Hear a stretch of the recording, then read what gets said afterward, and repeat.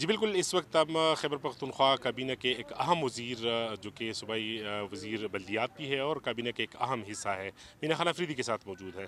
ان سے کابینہ میں جو ایکسٹینشن کی باتیں ہو رہی ہے، مختصر کابینہ بنایا گیا ہے، کیا کہیں گے اس حوالے سے؟ کابینہ میں کوئی ایکسٹینشن ہے، اور ہے تو کس حد تک ہے، اور اگر نہیں ہے تو کیوں نہیں ہے؟ دیکھیے، سہیل افریدی صاحب نے پہلے بھی کہا تھا کہ عمران خان صاحب سے ملاقات کے بغیر میں کابینہ نہیں بناؤں گا۔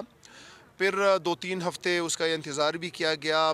آخر میں چیئرمین عمران خان صاحب نے ان کو مختصر کابینہ کا کہا کہ آپ مختصر کابینہ بنائیں، اور تاکہ معاملات سٹارٹ ہو جائیں۔ تو سہیل افریدی صاحب کا یہی وہ ہے کہ جب انشاءاللہ تعالی عمران خان صاحب سے ملیں گے، جو موجودہ کابینہ ہے یہ بھی ان کے ساتھ ڈسکس کریں گے، اور جو ایکسٹینشن ہے وہ بھی ان کے ساتھ ڈسکس کریں گے۔ تو عمران خان کے ملاقات کے بعد جو ہے ایکسٹینشن ہوگی۔ ابھی اس سٹیج کے اوپر جو ہے کوئی فیصلہ نہیں کیا گیا کہ ابھی ان کے ملاقات کے بغیر ایکسٹینشن ہوگی۔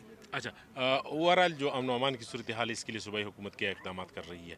دیکھیے، آپ کو پتہ ہے کہ ہم نے امن و امان کے حوالے سے پورا جرگہ بلایا، تمام پولیٹیکل پارٹیز کو بلایا، اور ایک پلیٹ فارم کے اوپر وہ 15 پوائنٹ آ گئے اور بہترین طریقے سے ہوا۔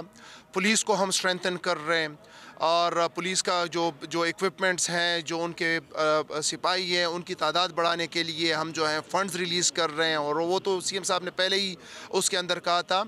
امپاور کر رہے ہیں پولیس کو، جو اسپیشل برانچ ہے اس کا ایک الگ سا یونٹ بنانے کی وزیر اعلیٰ صاحب نے منظوری دی ہے۔ تو یہی امن و امان کے حوالے سے چیزیں ہیں، تاکہ خیبر پختونخوا کا جو مسئلہ نمبر 1 ہے امن، اس میں سے جو ہے وہ ہو۔ باقی جو قبائلی علاقہ جات ہیں وہاں پہ جو ہو رہا ہے اس کے حوالے سے آپ کو پارٹی کا بھی سٹانس معلوم ہے، اور حکومت کا بھی معلوم ہے کہ وہاں پہ اس کو ایریڈیکیٹ کرنے کے لیے تمام سٹیک ہولڈرز کو اعتماد میں لیا جائے، اور